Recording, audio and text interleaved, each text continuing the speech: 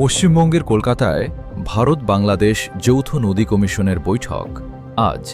ভারত বাংলাদেশ যৌথ নদী কমিশনের জেআরসি ৯০তম বৈঠক শুরু হচ্ছে।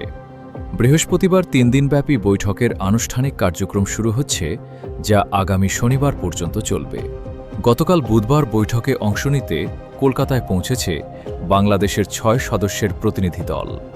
বাংলাদেশের যৌথ নদী কমিশনের সদস্য মোহাম্মদ আনোয়ার কাদিরের নেতৃত্বাধীন প্রতিনিধি দলে রয়েছেন বাংলাদেশ পানি উন্নয়ন বোর্ডের হাইড্রোলজি বিভাগের প্রধান প্রকৌশলী সাজ্জাদ হোসেন, বাংলাদেশ যৌথ নদী কমিশনের পরিচালক মোহাম্মদ আবু সৈয়দ, পানি সম্পদ মন্ত্রণালয়ের উপসচিব মোহাম্মদ শামসুজ্জামান, পররাষ্ট্র মন্ত্রণালয়ের সাউথ এশিয়া উইংয়ের পরিচালক মোহাম্মদ বাকি বিল্লাহ ও বাংলাদেশ পানি উন্নয়ন বোর্ডের উপবিভাগীয় প্রকৌশলী মোহাম্মদ রুমানুজ্জামান।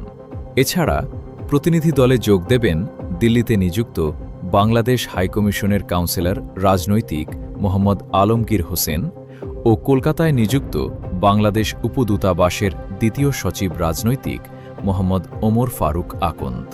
ভারতের পক্ষ থেকে বৈঠকে নেতৃত্ব দেওয়ার কথা রয়েছে দেশটির কেন্দ্রীয় পানি সম্পদ উন্নয়ন মন্ত্রণালয়ের এক যুগ্ম সচিব ও পশ্চিমবঙ্গ সরকারের সেচ দফতরের এক প্রধান প্রকৌশলীর। এবারের বৈঠকের গঙ্গার পানি বণ্টন চুক্তির পুনর্নবীকরণ ইস্যু আলোচনার কেন্দ্রবিন্দুতে রয়েছে। ১৯৯৬ সালে স্বাক্ষরিত গঙ্গা পানি বণ্টন চুক্তির মেয়াদ চলতি বছরের ৩১ ডিসেম্বর শেষ হবে। মেয়াদ শেষ হওয়ার আগে এটি দুই দেশের যৌথ নদী কমিশনের শেষ বৈঠক। বৃহস্পতিবার বৈঠকের শুরুতেই বাংলাদেশের প্রতিনিধি দল মুর্শিদাবাদে যাবে। সেখানে বৈঠকের ফাঁকে ফারাক্কা ব্যারাজ এলাকায় গঙ্গা নদীর পানির প্রবাহ পরিমাপ করবেন তারা।